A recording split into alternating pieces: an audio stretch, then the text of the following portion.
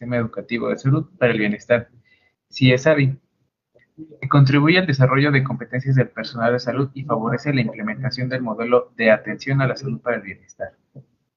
El día de hoy corresponde al Seminario Permanente de Medicina y Salud. El tema de hoy es tratamiento de las complicaciones locales de la pancreatitis aguda.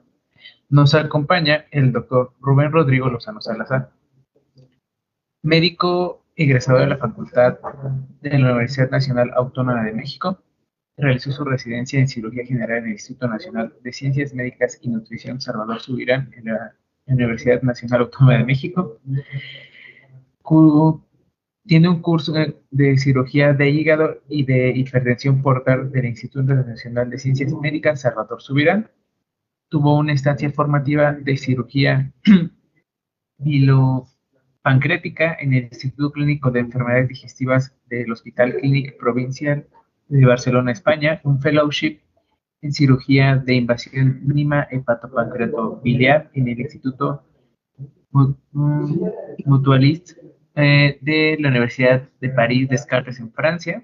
Actualmente es cirujano general al Servicio de Cirugía General del Hospital Regional de Alta Especialidad de la Península de Yucatán, Mérida, coordinador de la Clínica de Cirugía de Hígado, Páncreas y Vías Biliares en el Hospital Regional de Alta Especialidad de la Península de Yucatán, Mérida, Yucatán, y profesor titular del curso de Cirugía General de la Universidad Autónoma de México.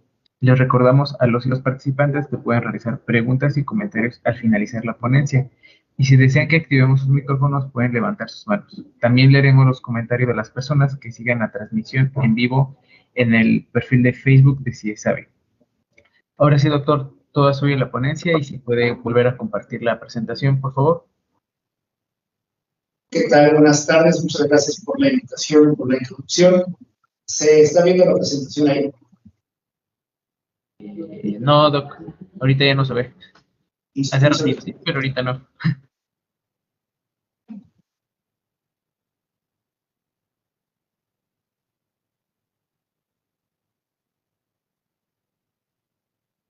¿Ahora? Sí, doctor, la podría colocar. Exacto. Muchas gracias, doctor. Ya se ve. Perfecto. Bueno, pues nuevamente muchas gracias. Agradezco la invitación para dar esta plática. Vamos a comenzar. El objetivo de esta plática es hablar de las definiciones de pancreatitis aguda, las clasificaciones, los tipos de complicaciones locales, el manejo inicial de la pancreatitis aguda y posteriormente el manejo de las complicaciones.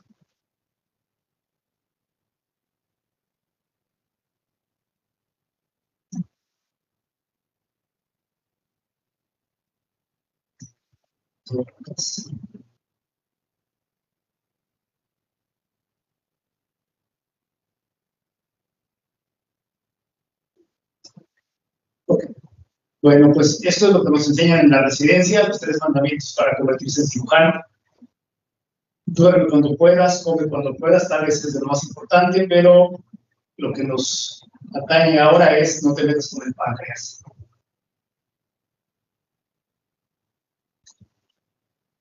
A partir de este nuevo siglo, hemos sido testigos y hemos sido partícipes en el nuevo abordaje en diagnóstico y tratamiento de la pancreatitis aguda. A través de la endoscopía terapéutica, las técnicas de radiología percutánea y cirugía de invasión mínima, hemos tenido estas nuevas tecnologías y nos hace obvio un abordaje multidisciplinario. Todos juntos, cirujanos, gastroenterólogos y radiólogos, combinamos la experiencia para ofrecer mejores enlaces y recuperación acelerada de estos pacientes que a menudo son complejos.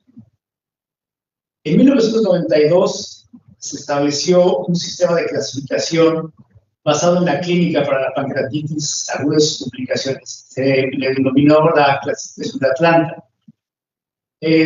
10 años después, en 2012, esta guía se revisa con el fin de aclarar y estandarizar la terminología y poder evaluar de manera más objetiva a estos pacientes. Entonces, de acuerdo a esta clasificación de 2012, tenemos estos 3 tipos de pancreatitis. La pancreatitis aguda leve, que es aquella en la cual hay ausencia de falla orgánica y ausencia de complicaciones locales o sistémicas. La pancreatitis aguda moderadamente grave, que es la que vamos a revisar en esta plática, que es aquella que tiene una falla orgánica que se suele resolver dentro de las primeras 48 horas, que se conoce como falla orgánica transitoria, y que desarrolla complicaciones locales o sistémicas sin falla del sistema. La pancreatitis aguda grave es aquella en la cual hay presencia de falla orgánica con duración de más de 48 horas, ya sea única o múltiple.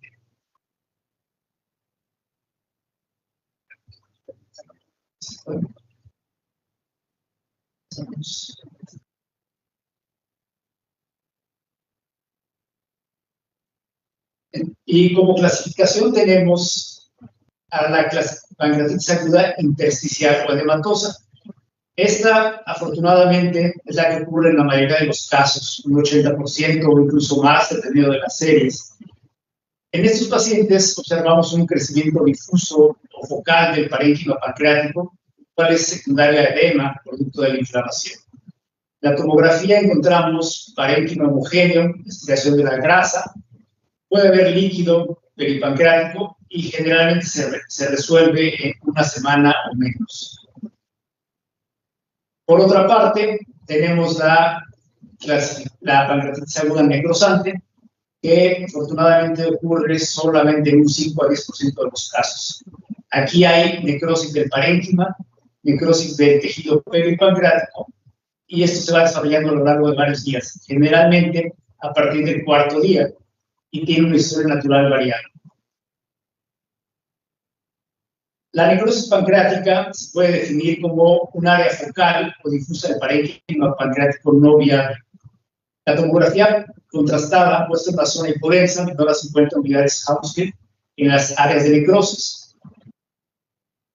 Para poder determinar que un paciente tiene necrosis pancreática, se necesita que la tomografía sea contrastada, por lo cual evaluar una pancreatitis aguda no es útil si se realiza una tomografía simple.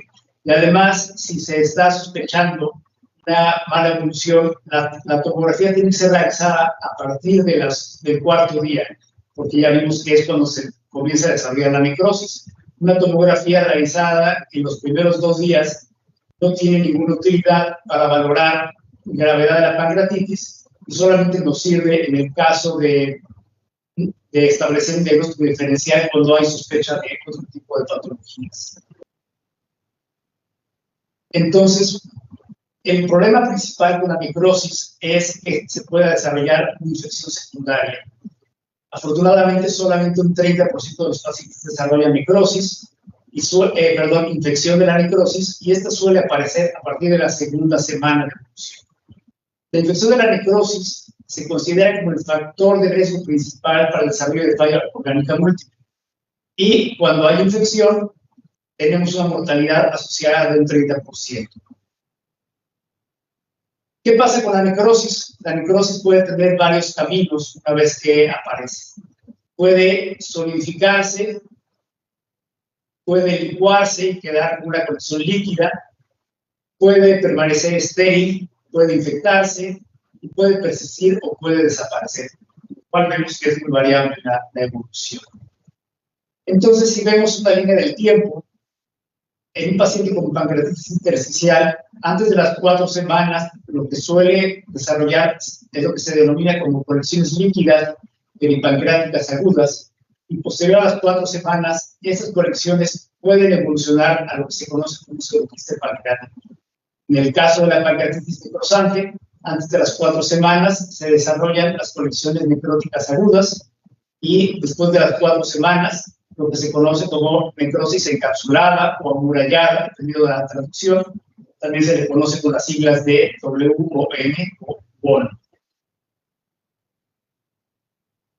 Vemos aquí este esquema, entonces, las colecciones peripancreáticas agudas, producto de la pancreatitis intersticial. Su característica principal es que carecen de una pared y su contenido es casi completamente líquido. el 70% se resuelven de manera completa, sin ninguna intervención. Más adelante, si el paciente desarrolla un pseudoquiste pancreático, vamos a observar que en este caso hay presencia de una pared fibrosa, no epitelizada, de ahí su nombre de pseudoquiste, y el contenido es también en su gran mayoría líquido.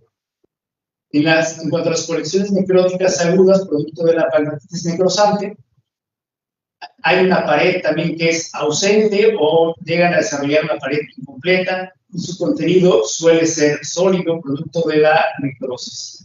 Y estos evolucionan en la mitad de los casos hacia la necrosis encapsulada o wall of necrosis, por su nombre en inglés.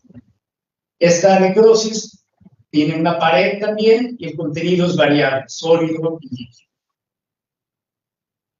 Las colecciones peripancreáticas agudas tenemos que son, como nuevamente, en relación a la pancreatitis intersticial adyacentes al páncreas, son homogéneas y no se encapsulan. Pues aquí no estamos viendo no se vio la imagen. No estamos viendo las imágenes. Estamos viendo las imágenes para algún problema en la presentación, una disculpa. Las colecciones necróticas agudas también son heterogéneas, pueden ser o sea, pueden desarrollarse dentro del páncreas o extrapancreáticas. Mencionando nuevamente, hay material no líquido en su interior y hay una cantidad variable de líquido y de manera inicial no se encapsulan. El pseudoquiste pancreático tiene que ver, es una minoría en las predicciones, ¿no? Creo que es un tema que tiene que quedar bien claro, porque desafortunadamente la gran mayoría de los pacientes que solemos ver con pancreatitis agudas generalmente vienen con un diagnóstico de pseudoquiste pancreático, aunque tengan una evolución menor a 4 semanas o tengan unas características radiológicas distintas, es decir, contenidos heterogéneos, y siempre se les suele catalogar como un pseudoquiste pancreático. El pseudoquiste son lesiones bien circunscritas, redondeadas, ovaladas, su densidad es líquida homogénea y hay característicamente una ausencia de componente no líquido.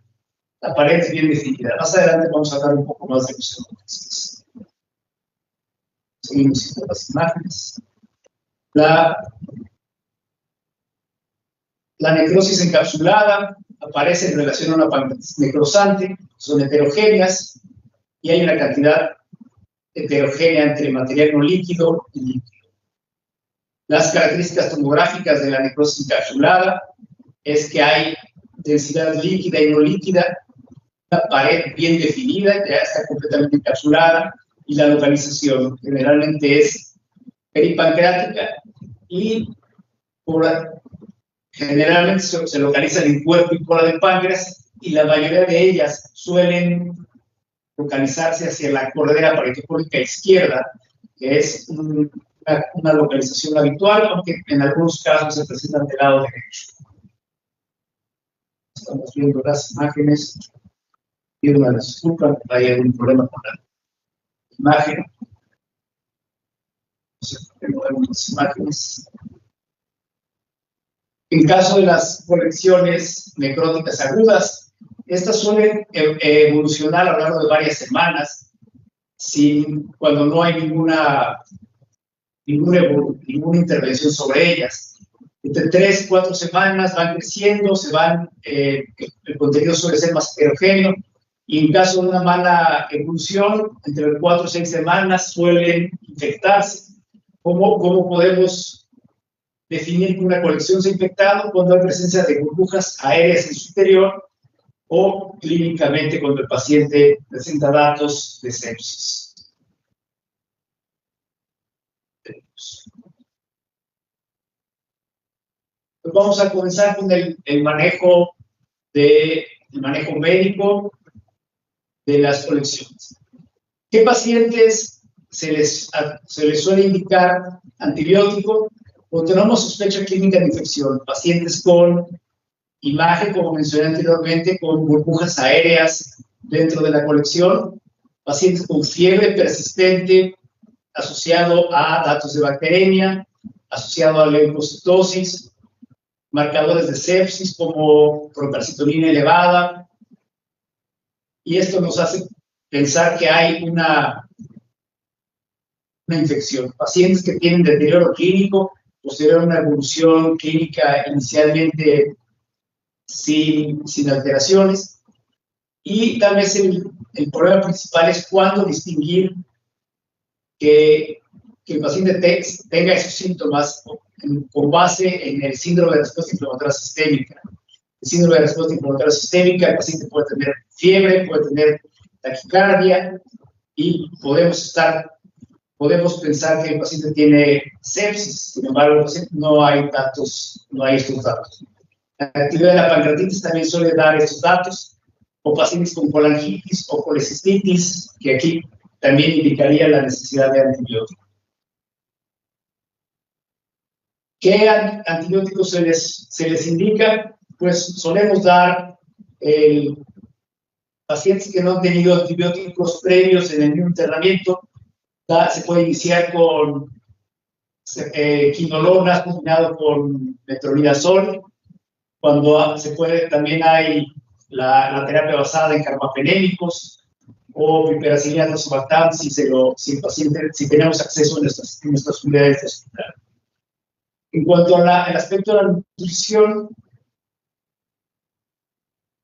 antes se creía que todos los pacientes con pancreatitis debían permanecer en ayunas por un largo tiempo.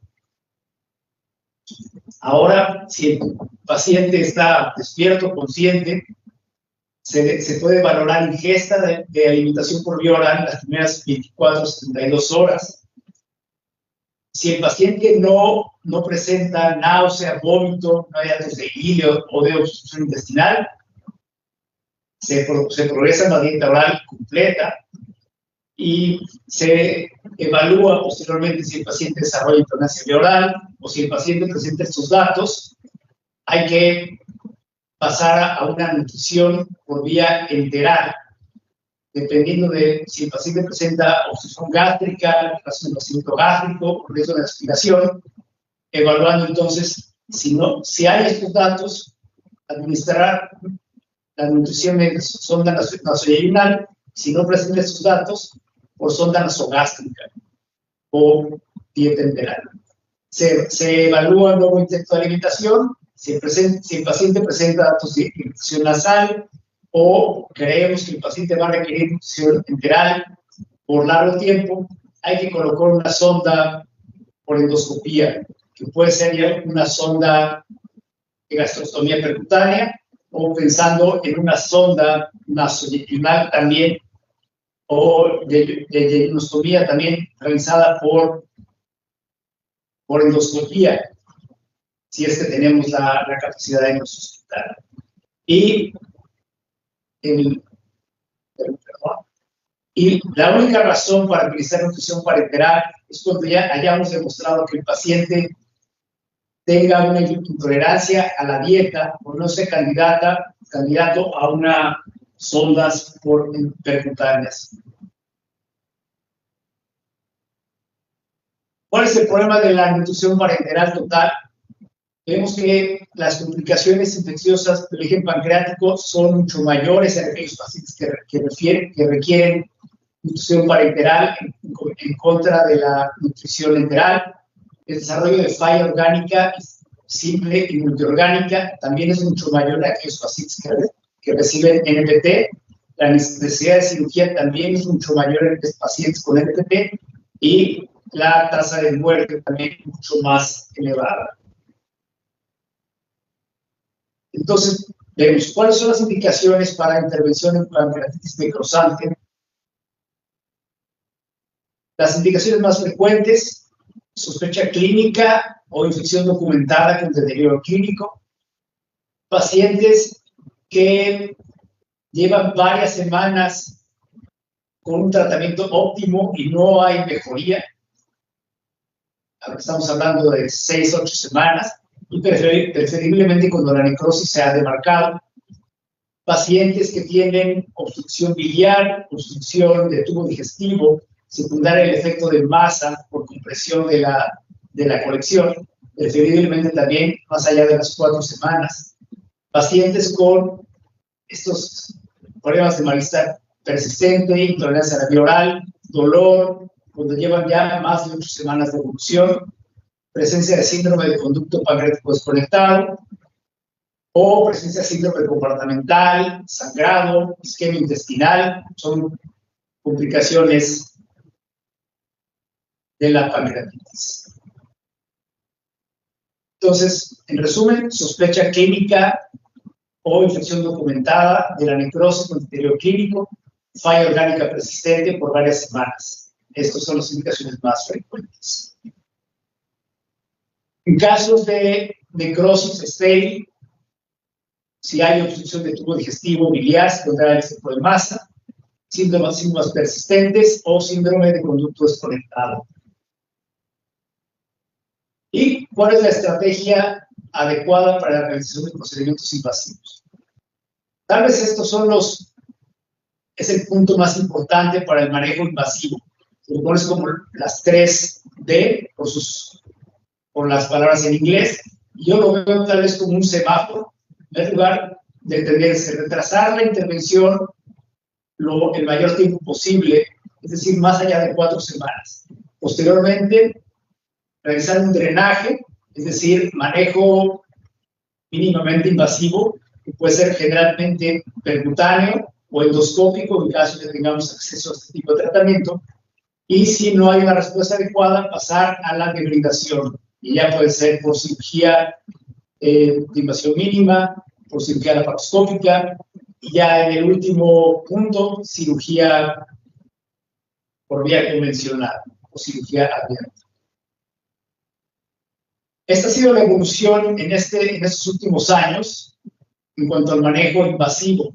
A principios del año 2000 todavía se consideraba como el estándar de oro la necrosectomía abierta. En la primera década se definió este término de step-up approach, que lo podemos llamar como abordaje por etapas, por abordaje escalonado, de manera inicial por vía percutánea y posteriormente quirúrgico. Más adelante se describió lo que se llamaba como el drenaje modalidad dual, que tiene que ver con drenaje endoscópico y percutáneo. Y ya en los últimos años el step-up approach, pero ya quitando al abordaje quirúrgico, ¿no? La combinación entre abordaje percutáneo y endoscópico meramente. Aspiración con aguja fina en caso de, en estas colecciones, ¿cuándo está indicado? De manera rutinaria no se recomienda, ya que existe el riesgo de contaminar una cavidad estéril.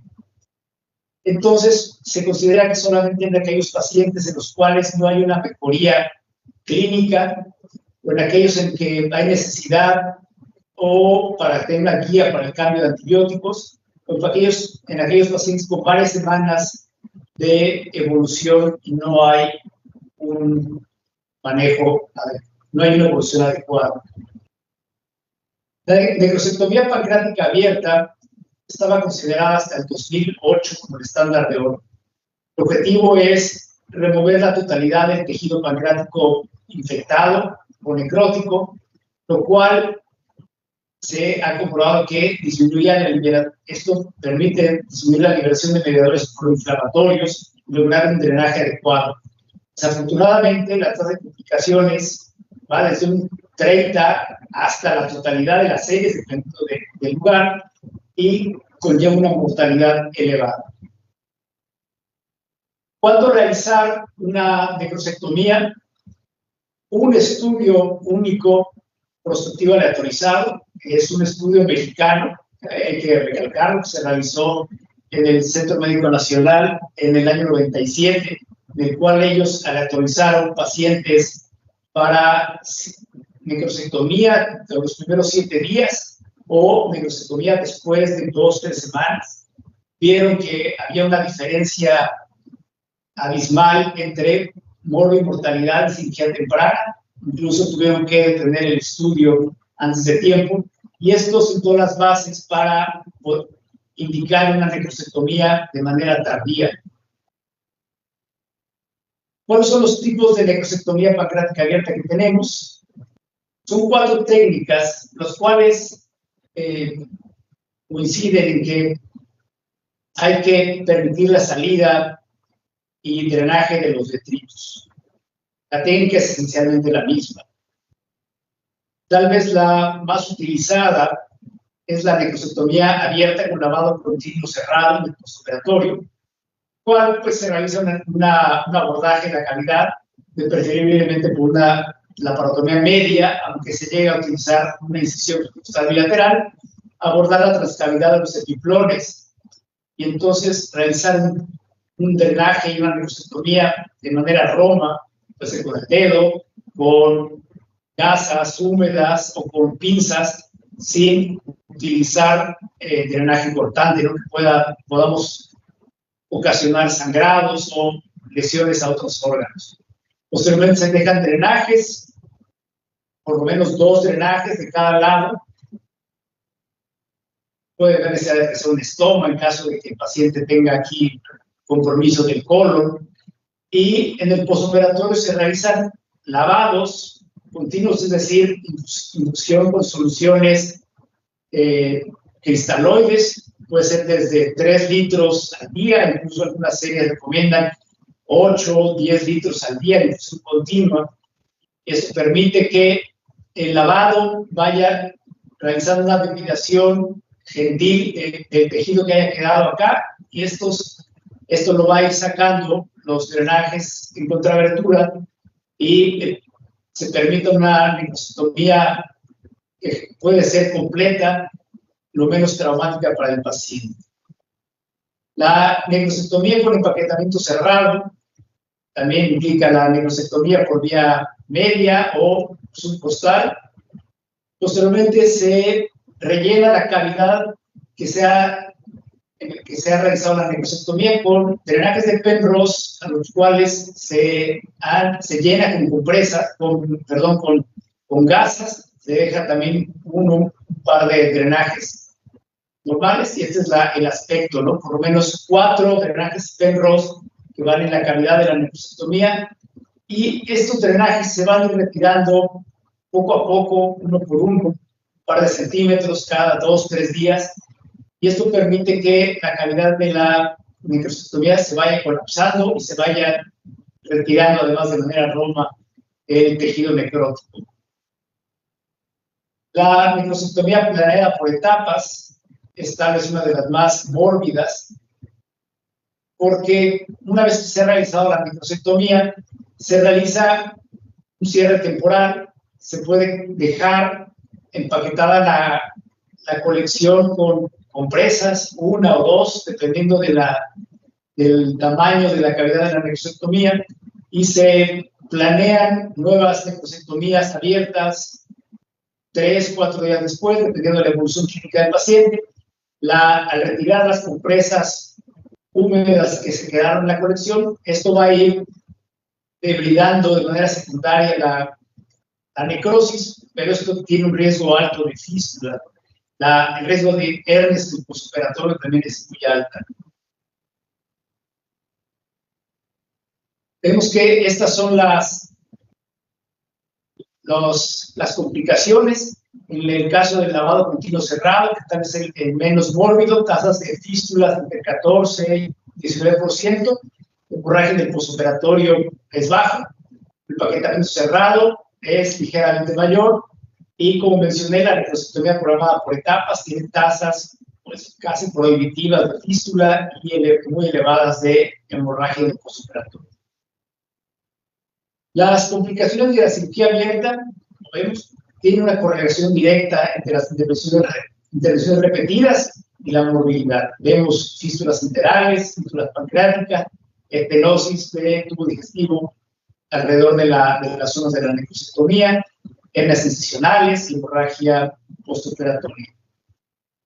Entonces, a partir de 1998 se describen abordajes por invasión mínima.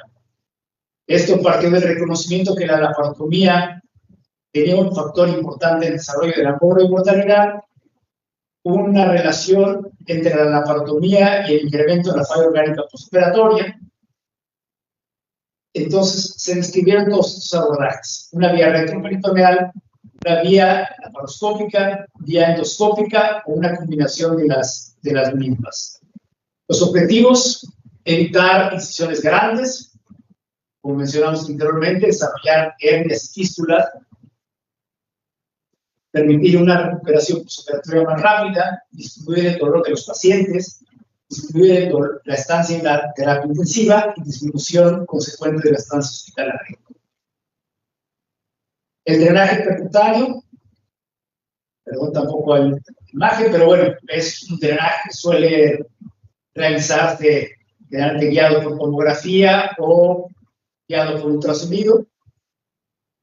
La necrosectomía retroperitoneal asistida por laparoscopía, que conocemos como el BARD, es una técnica desarrollada a principios del año 2000 y es usada sobre todo por este grupo holandés de pancreatitis aguda, que tal vez es el grupo internacional más fuerte que ha estudiado la pancreatitis aguda. Esta necrosectomía retroperitoneal suele ser precedida de un drenaje percutáneo de las colecciones, y son las colecciones que se han localizado sobre todo en correderas paritocólicas, en los flancos, que la gran mayoría de ellos es del lado izquierdo, aunque también suele haber en el lado derecho. El paciente se pone en una decúbito lateral, 45 grados, tenemos un catéter percutáneo que se ha colocado previamente, se realiza una incisión transversa de unos 5 centímetros por debajo de donde se colocó el catéter, se va profundizando hasta que llegamos a la cavidad de la necrosectomía. Tenemos pus inicialmente, tenemos ya la zona bien abordada, es por detrás del colon. El colon suele ubicarse delante de esta colección. Realizamos entonces una necrosectomía. Aquí podemos tener ayuda de la cámara, del laparoscópico, se introduce en esta cavidad. Entonces, viendo en la pantalla, podemos introducir las pinzas de la laparoscopía, introducimos sondas para realizar lavado, y ya posteriormente por la imagen podemos ver que hay una remoción de la gran mayoría del tejido necrótico del pus. Colocamos 1 o 2 sondas en caso de que no tengamos un drenaje percutáneo, o podemos dejar una sonda abocada en la parte más lejana y una sonda que haya quedado en la región peripancreática, y vamos a realizar aquí un lavado continuo cerrado siguiendo la técnica de la necrosectomía abierta. Este es el resultado: heridas pequeñas, colecciones totalmente drenadas. La necrosectomía laparoscópica se puede realizar a través de la transcavidad de los ciclones, por debajo a través del mesocolon, dependiendo de la zona donde esté localizada la necrosis. También algunas veces se ha descrito un abordaje transgástrico que suele tener un poco más de movilidad. También a partir de este siglo se describió la necrosectomía endoscópica, que tiene las grandes ventajas que evita heridas quirúrgicas y complicaciones, evita el desarrollo de fístulas pancreáticas enterales y puede realizarse únicamente bajo sedación. Por vía endoscópica, generalmente si tenemos guía de ultrasonido transendoscópico, el endoscopista tiene acceso a la cavidad, se realiza una incisión, puede realizar una dilatación de este tracto y realizar a través de esta vía necrosectomía, y se pueden colocar drenajes pigtail para que deje perpetuar que se quede perpetuada la cavidad, o se dejan, ya nos salió la imagen, estos drenajes los nuevos drenajes, los que se conocen como LAMPs, estos stents metálicos de posicionamiento endoscópico, que tienen tal vez mejor resultado que los drenajes pigtail. Las revisiones sistemáticas en la microcectomía endoscópica vemos que tiene una mortalidad baja. Las complicaciones, tal vez la principal es un sangrado. A pesar de que sean microcectomías endoscópicas, sí llega a haber tasas bajas de fístulas pancreáticas. Desafortunadamente, los pacientes requieren mayor número de eventos de endoscopías, hay que hacer cesáreas con un número muy elevado, y el éxito es alrededor del 80%. Regresando al término abordaje escalonado, el Step of Approach, que definieron los holandeses en el 2010, el objetivo principal es control de la fuente de infección. De primera instancia, no vamos a realizar una necrosectomía, un drenaje de toda el tejido, sino es únicamente el primer paso, que es mitigar la sepsis. Colocar un drenaje percutáneo o un drenaje endoscópico de la conexión sin realizar mayor necrosectomía en un porcentaje nada despreciable. Ahora, los pacientes ya no van a requerir más tratamiento, nos quedamos en el primer paso. En caso que el paciente requiera un segundo paso, un segundo escalón, cuando hay una falla en la anatomía clínica, procedemos entonces a una microsectomía por invasión mínima. Puede ser por vía retroperitoneal, por vía laparoscópica, y recientemente lo que se utiliza es la vía endoscópica. Únicamente vemos aquellos pacientes que se han manejado como tratamiento primario con drenaje percutáneo.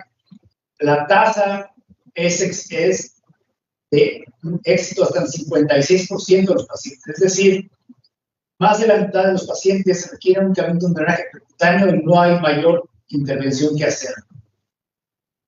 En caso de presencia de necrosis infectada, la tasa es ligeramente menor y una tercera parte de los pacientes van a requerir necrosectomía.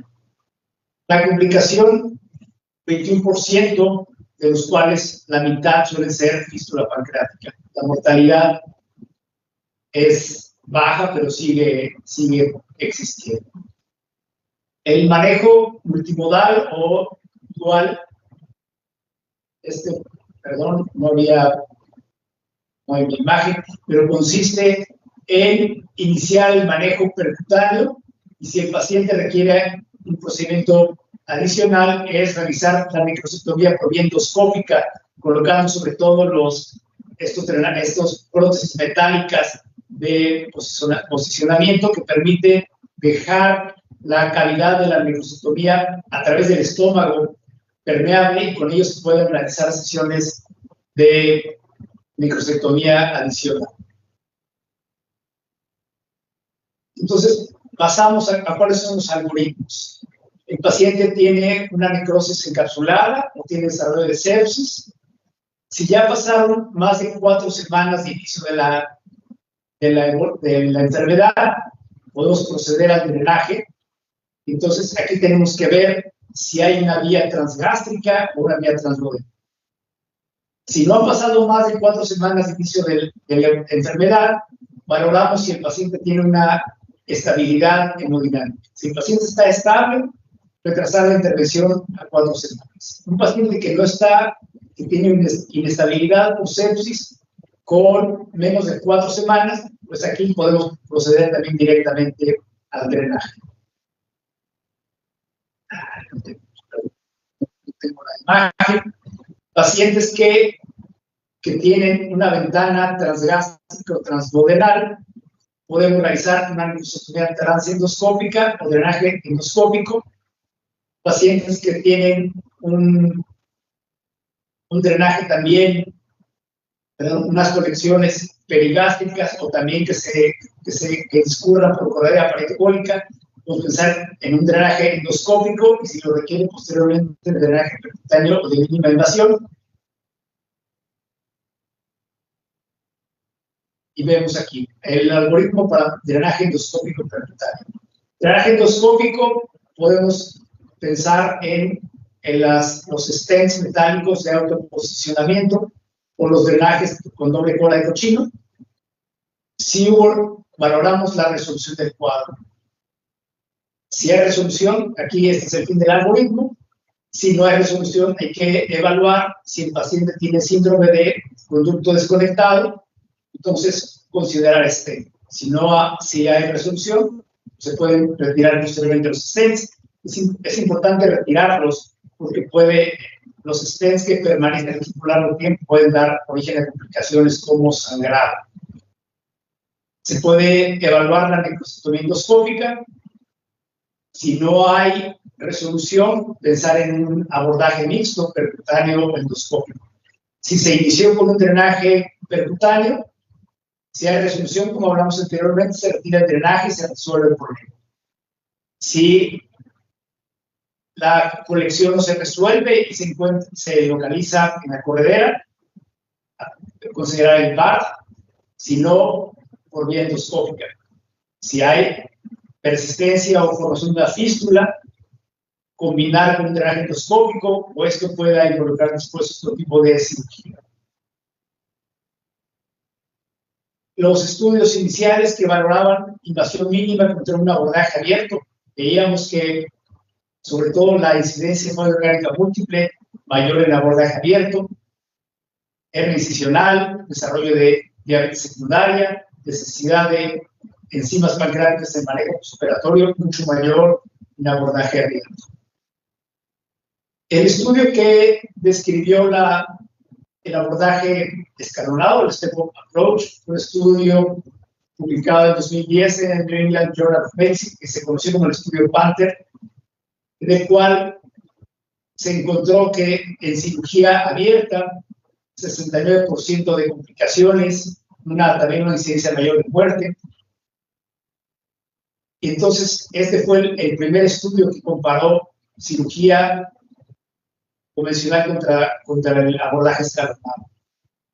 Vimos los puntos finales que evaluaron ellos: complicaciones mayores, falla orgánica múltiple, complicaciones sistémicas, sangrado, muerte, como puntos secundarios, fístulas, diabetes, utilización de enzimas pancreáticas y hernias. Perdón. Vimos que tenemos aquí que la aparición de falla orgánica múltiple o sistémica fue mucho mayor en necrosectomía abierta, que se manejó como tratamiento primario en contra del abordaje escalonado. El uso de los outcomes de fístula no era una diferencia tan significativa, pero la diabetes secundaria y el uso de enzimas pancreáticas mucho mayor en pacientes con cirugía primaria. También la cantidad de necrosectomías fue mayor en cirugía abierta, número de operaciones, el total de procedimientos invasivos también mayor en cirugía abierta, mayor ingreso a la terapia intensiva y la constancia hospitalaria no fue significativa. Posteriormente se han realizado otros estudios que han evaluado necrosectomía endoscópica versus necrosectomía endoscópica. Este estudio, el llamado Penguin, mostró que una disminución de marcadores de inflamación y ocurrencia de falla orgánica múltiple menor en necrosectomía endoscópica.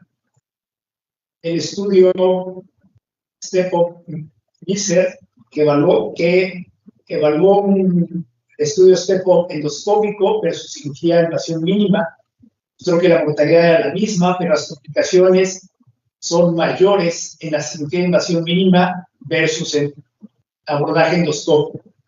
La ventaja de la cirugía endoscópica, la ausencia de la fístula, versus 28% en cirugía de invasión mínima. El Step-Up endoscópico versus percutáneo, también nuevamente reforzando la fístula pancreática mucho mayor en abordaje percutáneo, y la estancia hospitalaria, complicaciones mayores y muerte muy similares.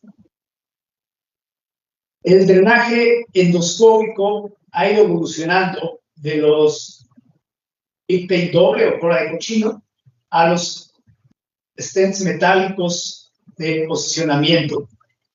Los stents metálicos tienen una mayor facilidad de colocación, tienen una luz más alta, se ha visto que logran un mejor aposicionamiento de la cavidad de la necrosis con la pared gástrica o duodenal. Tienen una menor tasa de sangrado y perforación, sin embargo, hay una tasa mayor de migración. Un estudio prospectivo mostró que había mayores efectos con los stents metálicos, sobre todo cuando ya tenían una colocación, una estancia más tiempo, por lo cual se cambió el protocolo a no dejarlos más allá de 3 veces, no utilizarlos en pacientes que tengan riesgo alto de sangrado, como aquellos pacientes que se haya demostrado pseudoneurisma, o no en pacientes con síndrome de conducto desconectado, porque esto iba a necesitar mayor estancia de los drenajes y desarrollarían más complicaciones. Hablando de las complicaciones de todos los armamentarios, el drenaje transmural endoscópico, es decir, a través del estómago sobre todo, tiene riesgo de perforación, riesgo de hemorragia. El drenaje transpapilar, que se usa solamente en casos, pues en manos experimentadas, el desarrollo de pancreatitis post-procedimiento y necesidad de procedimientos adicionales. La necrosectomía endoscópica, un riesgo alto de hemorragia y necesidad de procedimientos de repetición. La vía percutánea, pues hablamos inicialmente de la aspiración con aguja fina, la contaminación de una cavidad estéril y que tenga una baja sensibilidad para determinar el proceso de infección. El drenaje percutáneo, el desarrollo de fístula pancreática hacia la piel, la cirugía, el VAR, una visualización limitada de las colecciones, el desarrollo de fístulas y la necrosectomía abierta, hemorragia, fístulas y hernias. El momento adecuado para el drenaje de la necrosis. Coincidiendo con el estudio que se había realizado muchos años antes, se ve que hay que dejar hasta el mayor tiempo posible sin drenar las colecciones infectadas. No hay una diferencia entre antes de 3 semanas o más de un mes. Mientras más tiempo se pueda retrasar, es mejor para los pacientes. Perdón, quitamos las imágenes. Vamos a hablar un poco acerca del pseudoquiste pancreático. El pseudoquiste pancreático es una colección líquida bien delimitada con una superficie no epitelizada y llena de jugo pancreático. ¿A qué nos referimos con esta capa bien delimitada pero no epitelizada? El pseudoquiste se ocasiona cuando de manera traumática el páncreas sufre una ruptura en el conducto pancreático, generalmente el conducto principal, pero también puede ser en algunos conductos secundarios, por el evento de la pancreatitis. Hay salida de jugo pancreático a la cavidad abdominal y este proceso inflamatorio del jugo pancreático ocasiona inflamación en los tejidos, puede ser la grasa peripancreática o los órganos vecinos, el estómago, el colon, crea que llamaríamos un quiste no epitelizado, por lo cual se denomina pseudoquiste. No tenemos datos completos de cuándo aparecen los pseudoquistes. Hay series que hablan de tasas muy bajas, un 2%, hasta tasas muy elevadas de aparición de pseudoquistes.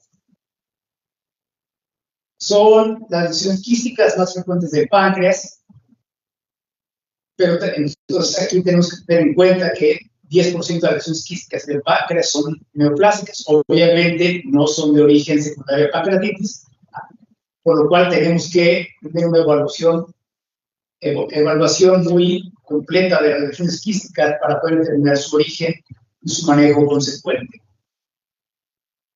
El dogma quirúrgico que existía hasta hace poco es que aquellas lesiones mayores a 6 centímetros y que duraban más allá de 6 semanas posteriores al inicio de la pancreatitis ameritaban una resolución quirúrgica. Esto ya no es lo que se utiliza en la actualidad. Las lesiones de 4 o 5 centímetros suelen desaparecer en la gran mayoría, aunque tengan una mayor duración. Y las lesiones también que sean asintomáticas, las dejamos sin tener un tratamiento invasivo. En cambio, lesiones que sean sintomáticas, aunque no tengan estas dimensiones, tenemos que tratarlas. Este es el manejo general. Si tenemos un pseudoquiste asociado a una masa inflamatoria en la cabeza y el pseudoquiste es proximal, en la cabeza, cuando persiste y sobre todo se asocia a una pancreatitis crónica, hay que pensar en realizar una resección de la cabeza del páncreas con o sin derivación lateral del pseudoquiste. También si tenemos un conducto dilatado con litos, generalmente esto ya asociado obviamente a pancreatitis crónica, hay que pensar en un tratamiento más agresivo. Pacientes con estenosis del conducto pancreático a nivel del cuerpo y un pseudoquiste distal, pensar en una pancreatitis distal, y los pseudoquistes que generalmente aparecen asociados a pancreatitis aguda, lesiones que son generalmente 5 o 6 centímetros en cabeza y cuerpo, pensar en una derivación del quiste, un cistogastro o cistoyeyunoanastomosis, por vía abierta o laparoscópica, dependiendo de lo que tengamos en nuestro armamentario. Y pues para tener en comparación las lesiones quísticas neoplásticas con las lesiones quísticas producto de la pancreatitis, evaluar sobre todo cuando tenemos la neoplasia mucinosa papilar intraductal del conducto pancreático principal, la neoplasia mucinosa quística, mesistadenoma seroso, y tumor seroso ceropapilar, que es pseudoquiste. La diferencia es en la edad de aparición, tumor seroso ceropapilar en mujeres jóvenes, la neoplasia mucinosa papilar intraductal y mesistadenoma seroso aparece en gente ya mayor. La de mucinosa papilar intraductal y el pseudoquiste tienen la misma ocurrencia en géneros. Estos 3 tumores son mucho mayores en mujeres. Las características de imagen, lo más importante es lesiones uniloculares asociadas a pancreatitis aguda.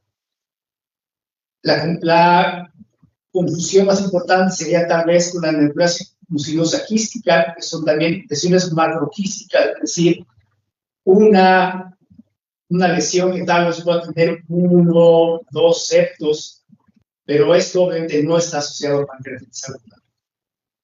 La neoplasia mucinosa papilar intraductal está asociada a una comunicación con el conducto pancreático y el pseudoquiste generalmente también. El potencial invasivo de displasia, el pseudoquiste y el cistadenoma seroso no se asocian a displasia, mientras que las demás sí tienen cierto potencial. Cuando hacemos un análisis de líquido del quiste, tal vez lo más importante es que en las lesiones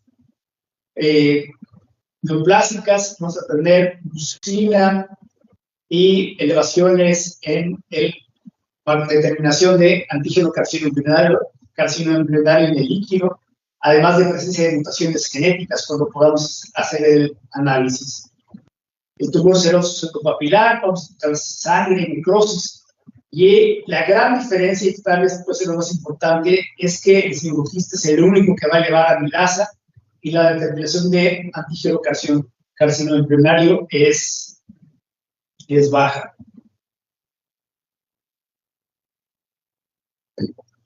El síndrome de conducto pancreático desconectado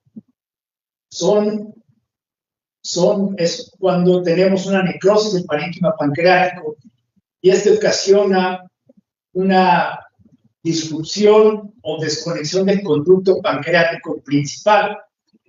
Aparece hasta en un 40% de los casos de pancreatitis necrosante. El mejor método para evaluarlo es con la pancreatografía por resonancia magnética, y no hay un manejo establecido, que les voy a hablar también del algoritmo propuesto, ¿no? Desafortunadamente no tenemos imágenes, pero generalmente aparecen o tenemos una zona de necrosis grande en el cuerpo del páncreas, en la cabeza, y tenemos tejido pancreático distal, que puede ser la cola o un poco de cuerpo y cola, y ese tejido pancreático que es funcional, pues continúa secretando líquido, jugo pancreático, y va a perpetuar entonces una corrección. Se movieron las flechitas, pero bueno, este es el algoritmo propuesto. Cuando hay sospecha de un conducto pancreático desconectado, por tomografía, se realiza una resonancia magnética para confirmar la anatomía. En algunos casos limitados, cuando hay una alta experiencia de los endoscopistas, se puede realizar una CEPE para determinar la presencia de este síndrome. El manejo inicial, ya sea fase temprana, fase tardía, es el mismo: medidas generales, nutrición y, pues, generalmente no administrar antibióticos, a menos que el paciente desarrolle sepsis. Si hay sospecha de infección, pues realizar drenaje percutáneo. Si no hay infección, evaluar si el paciente es un buen candidato a cirugía. Si el paciente no es un buen candidato a cirugía, se puede realizar un drenaje transgástrico con stents metálicos, y de esta manera pues se drena de manera de larga permanencia, pero la colección y se crea una fístula pancreatogástrica sin que sea esta fístula hacia el exterior. Si el paciente es un candidato a cirugía, se puede realizar una pancreatectomía distal. Y déjenme ver si podemos ver estas imágenes de un caso clínico que vale la pena mencionar. Sí tenemos las imágenes. Un segundo. Este es un caso clínico real que, en mi opinión, pues es lo que hace que tengamos que realizar una evolución adecuada de las lesiones quísticas. Cómo hacer una historia clínica a profundidad, cómo evaluarla, pues el todo del paciente. Una mujer de 38 años de edad, sin ningún antecedente de importancia, acude a un hospital en 2017 por dolor abdominal e intolerancia a la vía oral de 15 días de evolución. Se realiza un ultrasonido y el diagnóstico es un gran pseudoquiste pancreático. Entonces se propone tratamiento y, de manera inicial, cistogastroanastommosis. Menciona que fue una cirugía difícil, por lo cual tuvieron que hacer una esplenectomía asociada. 2 años después aparece nuevamente la lesión, entonces se realiza un drenaje percutáneo y este drenaje no es exitoso. El paciente permanece con síntomas variables hasta la actualidad: dolor, poca tolerancia a la vía oral. Entonces se le realiza una biopsia de lo que se denomina un quiste complejo en cola de páncreas. El reporte: una pared de quiste con revestimiento de células mucoproductoras sin atipia. Se realiza una citología del contenido del quiste, se reportan grupos de células epiteliales sin atipia y es negativo para malignidad. Con el reporte de ser negativo para malignidad y no tener atipia, se continúa insistiendo que es un pseudoquiste, que lo que requiere es un nuevo drenaje o incluso una resección. Pero si vemos aquí la tomografía, vamos a ver si lo podemos.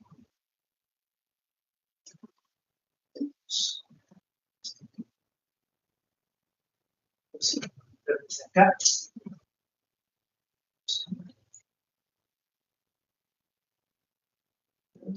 Doctor, no lo escuchamos. Sí, es que me moví para tratar de poner la imagen.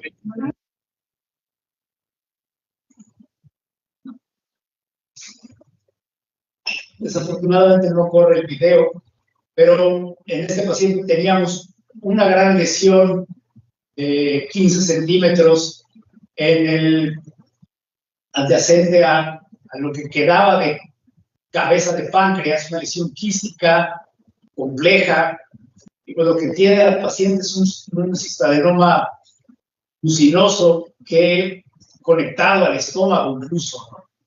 De ahí la importancia de la evaluación de estos casos. Entonces, como conclusiones, vemos que las complicaciones locales es una patología que requiere un manejo multidisciplinario, requiere una evaluación extensa, y cuando hay que hacer un tratamiento invasivo, pensar que el drenaje percutáneo y antibióticos es exitoso en una tercera parte de los pacientes. El drenaje endoscópico, cuando tenemos acceso a él, parece ser tener el potencial de reemplazar el drenaje quirúrgico. Algunos pacientes siguen requiriendo cirugía. La necrosectomía debe retrasarse lo más posible. Y tal vez lo más importante es poder predecir qué pacientes se beneficiarán de cada tipo de tratamiento. ¿Listo? Como colofón, recordar que Dios puso el páncreas en el retroperitorio porque no quiere que los cirujanos se metan con él. Hasta aquí, pido una disculpa porque no hemos podido ver las imágenes y pues estoy abierto a preguntas, comentarios. Muchas gracias. Si alguien desea levantar la mano para participar, se van a ahorita habilitar los micrófonos. ¿Tienen alguna pregunta? ¿Alguien?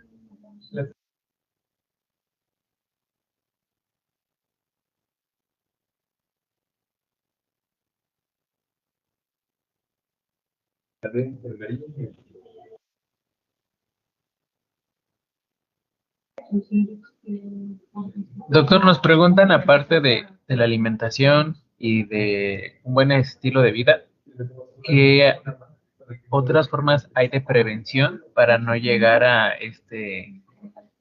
estos tratamientos y que se desarrolle este tipo de complicaciones?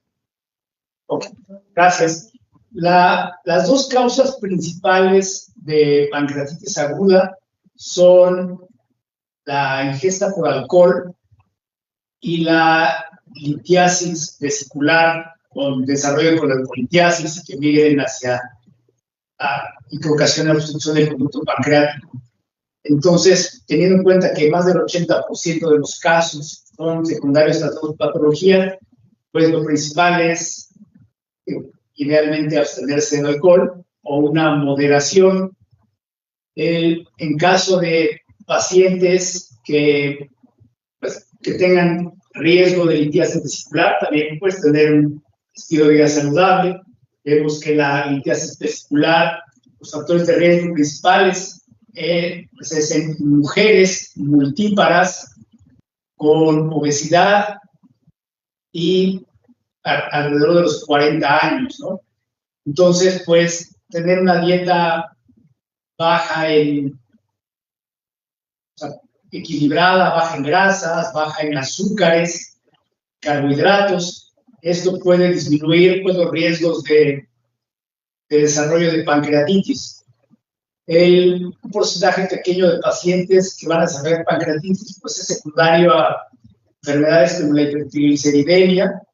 Entonces, aquellos que sepan que tienen hipertrigliceridemia, que tengan familiares, que haya familia, pues acudir con el médico para tener una evaluación temprana y tener un tratamiento adecuado. El valor de triglicéridos por el cual se considera que tiene un riesgo elevado de desarrollo de pancreatitis es arriba de 1000. Entonces, tener un control de los triglicéridos. Hipercalcemia es causa muy rara. Ahora lo que estamos viendo mucho, pues que no se puede prevenir tanto, es la pancreatitis secundaria a trauma, de trauma sobre todo posterior a cefra, con la influencia rectal endoscópica pues, en pacientes hospitalizados, o secundaria a trauma contuso de abdomen, ¿no? Que son también factores causales de pancreatitis. Y pues desafortunadamente saber qué paciente desarrolla una pancreatitis leve o una pancreatitis moderadamente grave o grave, esto sí no se puede predecir, ¿no? Eso tiene que ver mucho con la respuesta inflamatoria de cada paciente. Y pues aquí sí no hay mucho que hacer, ¿no? Entonces, pues la alimentación baja en grasas, en carbohidratos, ejercicio y la moderación con alcohol, o sea, tal vez sea la mejor manera de predecirla, de prevenir la pancreatitis aguda. Doctor, también nos preguntan, tras el drenaje endoscópico, ¿hay un tiempo determinado de resolución para considerar que no es necesario otro procedimiento quirúrgico? Una vez que se ha realizado drenaje endoscópico, si se dejaron drenajes de los cola de cochino, que son los disponibles en la mayoría de los casos, normalmente hacemos, pues se hace tomografías y evaluación clínica, pues a la de una semana, ¿no? Ahí vamos evaluando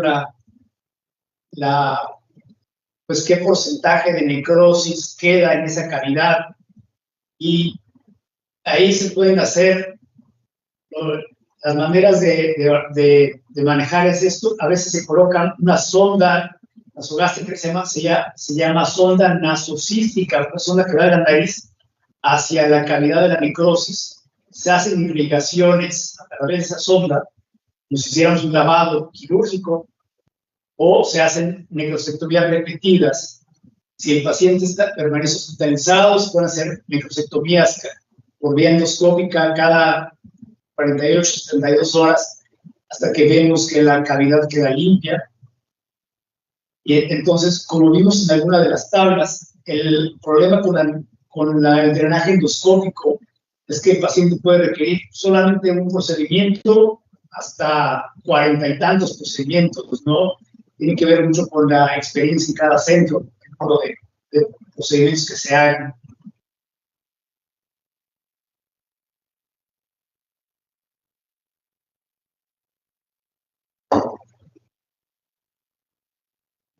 Doctor, lo perdimos.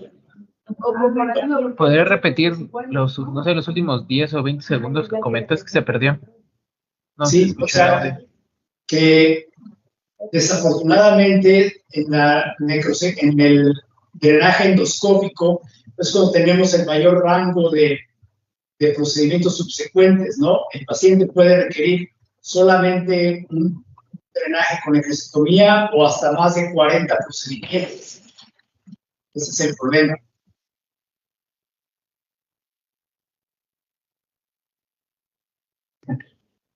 Doctor, también nos preguntan qué tanta probabilidad hay que tras una nefrectomía secundaria a una necrosis se pueda realizar un trasplante, o solo eso es exclusivo para la enfermedad de diabetes.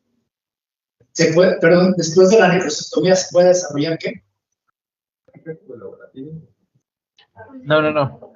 Nos preguntan que solo sea exclusivo para la enfermedad de diabetes, el trasplante. El trasplante de páncreas. Ajá, o sea, después de una necrosis del páncreas, nos preguntan si se puede realizar un trasplante o solo es exclusivo para la enfermedad de diabetes. Ok, las dos enfermedades por las cuales considera que un paciente es candidato a trasplante es la diabetes tipo 1, que puede estar asociado a falla renal, cuales se hace trasplante simultáneo páncreas-riñón, o en pancreatitis crónica, lo que se conoce como el autotrasplante de islotes, un procedimiento muy complejo que tiene lugar en pocos lados. Aquí en México desconozco si se haga. En Estados Unidos hay varios centros en los que se hace es realizar una pancreatectomía total en casos de pancreatitis crónica. Se procesa en el laboratorio en ese momento el tejido pancreático para quitarle pues, el estroma, los vasos sanguíneos, los litos que pueda haber, y ese procesado se infunde, queda similar a un plasma, se infunde a través de la porta para que esos islotes se implanten dentro del hígado, y eso crea pues, islotes intrahepáticos, y eso es lo que se considera como el trasplante. En los casos de pancreatitis aguda, pues solo diríamos que un paciente que desarrollara pancreatitis crónica sería candidato a autotrasplante por solamente casos seleccionados y en los centros especializados.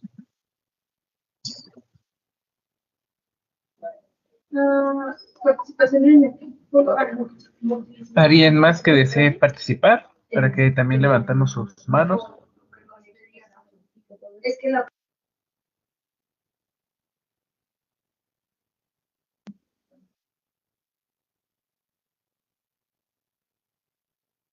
disciplina, por ejemplo, es medicina la disciplina. Lo multidisciplinar son las... Ok. Doctor, le agradecemos el tiempo que nos brindó y todo el conocimiento que nos acaba de brindar también para continuar actualizándonos en este tema.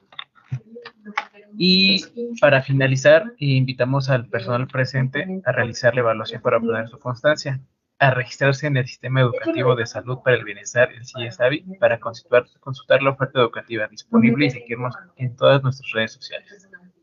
Nuevamente, doctor, le agradecemos su tiempo y su disposición al poder presentarnos esta gran sesión y actualizarnos en el tema.